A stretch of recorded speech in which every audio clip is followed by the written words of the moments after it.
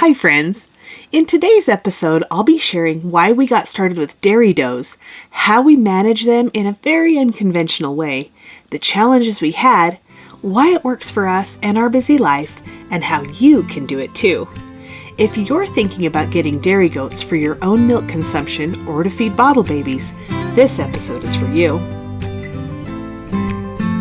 Hey friends, welcome to the Get Goatwise podcast. Are you longing to raise goats and other animals for food but don't know where to start?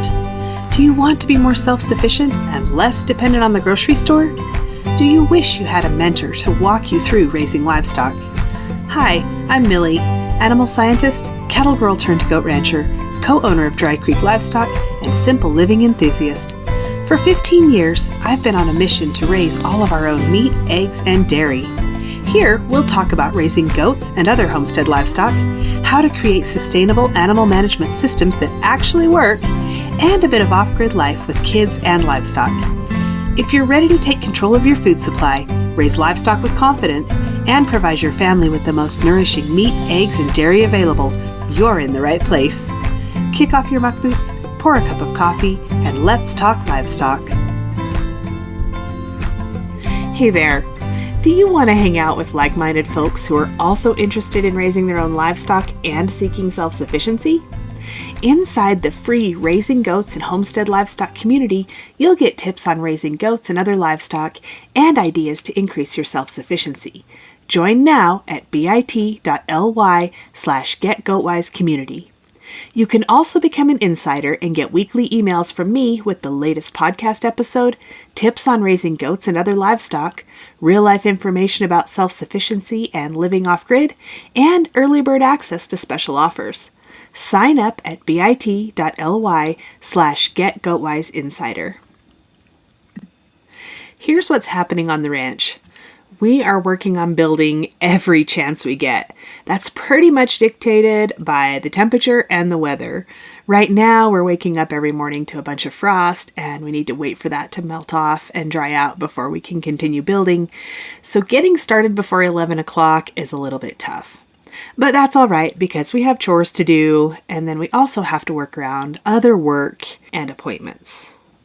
We're settling into a winter routine, which is morning feeding, breaking ice on the water, all those things. The kids are happy, healthy, and growing well, and the does are either maintaining body condition or gaining if they were thin or were raising twins. We had a fun surprise addition to the ranch this week. We got a bottle calf from our neighbors. Obviously late born in the fall, just a little bit tiny, born to an older cow who just was not producing enough milk, and so we took him in. We also brought home a new buck. He's our first dairy buck ever. His name is Bushwee, and I'll put a picture in the free community.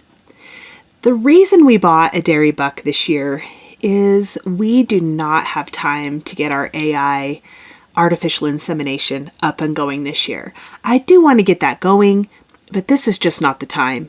Sometimes you have to put goals on the back burner for a while, and I'm okay with that. With the new bottle baby calf here, I am back to milking after 3 months off. For 2 reasons, really, to feed that calf, but I also need to freeze some milk to make soap. So today I thought it would be a great day to talk about the purpose of dairy goats on our ranch. We are clearly not a goat dairy. We raise meat goats. However, we do have a handful of dairy goats and they play a very important role. How that all started was about 5 years ago. We leased an alpine goat to feed the bottle babies, especially the show goats. We didn't have many commercial herd bottle babies then, but we did get a lot of show goat bottle babies. We had a lot of triplets. That worked out really well, so we bought more dairy does. Not only do we use them to feed the bottle babies, but we drink the milk, and my kids' favorite is goat milk ice cream. Love that. And I also make goat milk soap, which we all love, and it makes a great gift. I have not made cheese yet, but it's on my goal list. We've had as many as 5 dairy does. Right now we have 4 plus the new buck. You might be wondering how we bred these dairy does over the past 5 years without a dairy buck. Well, we just used the meat buck because really all I cared about was that they had a kid and produced milk. So why do we need a dairy buck now? We have a couple of tried and true does that have worked really well in our management situation, and I would like to get kids out of them. So that's why we went and bought a dairy buck. I don't have a long time background in dairy animals, cattle or goats. We did have a couple of dairy cows when I was just a little girl, but I don't remember a lot of that. Most of my experience is with meat animals. I did learn a lot about dairy cattle when I was in graduate school and even doing my undergraduate degree, but a lot of our dairying experience has really been trial and error. So here are some things that we learned, some challenges we had. The timing of breeding for the show herd was really difficult. We needed them to kid in November, December so that they were in milk when the show kids were born. Breeding in June and July did not work. The dairy breeds are more seasonal than the meat breeds. So after a couple years of the dairy goats kidding after all the show goats had already kidded, we changed our strategy. We bred them to kid in spring or early summer, and then we kept them in milk through January kidding. We froze a lot of milk so that we could dry them up 2 months before they kidded again if we still needed milk. Now that we don't have anything kidding in January, that is no longer an issue. Without the show does, we are more able to work with the seasons. So we're breeding dairy does right now, with the goal of having them all bred before the bucks go in with the meat goats at the end of the year. All the dairy does are cycling, so it shouldn't be a problem getting them bred. Our management practices are a little bit different, so conventional dairy people will probably cringe at the way we do things, but it works really well for us and for the goats. All of our does are moderate milk production does. We do not have any extreme milkers. High milk genetics will affect your management plan. You have to be on a schedule and on time or you can cause problems for the does. High milking does are more prone to have metabolic issues like milk fever. We choose moderate milking does because it allows us some freedom in management that we wouldn't have otherwise. So, this is very important.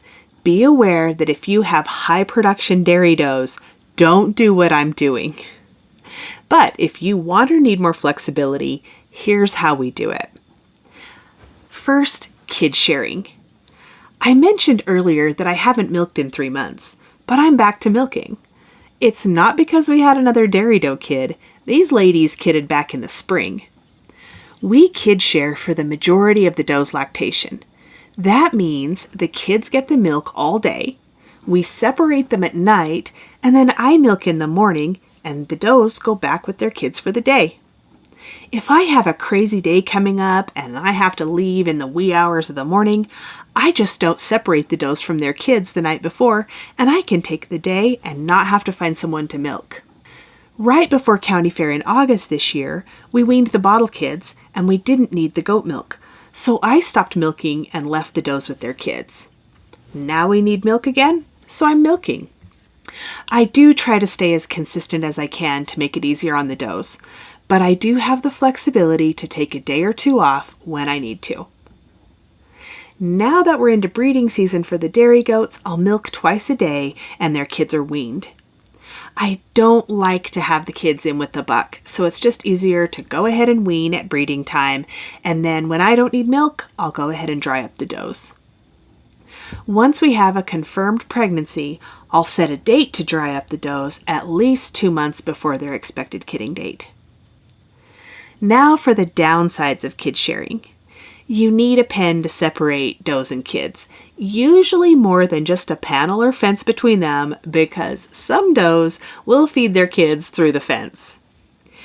If you have an extended non-milking time after the kids are 4 to 6 months old, sometimes the does will wean the kids on their own and dry up, and at that point you can't really bring them back into milk. Other things to be aware of. If you're looking for dairy goats to use like we do, you definitely want to have them tested, especially for CAE, which is pass-through milk. CAE is caprine arthritis encephalitis. It's a virus that causes arthritis, mastitis, and eventually encephalitis and death. It's really terrible to watch a goat suffer with CAE. It's even worse to feed milk from a goat with CAE to your bottle babies and have them all end up with CAE. So it's definitely worth testing.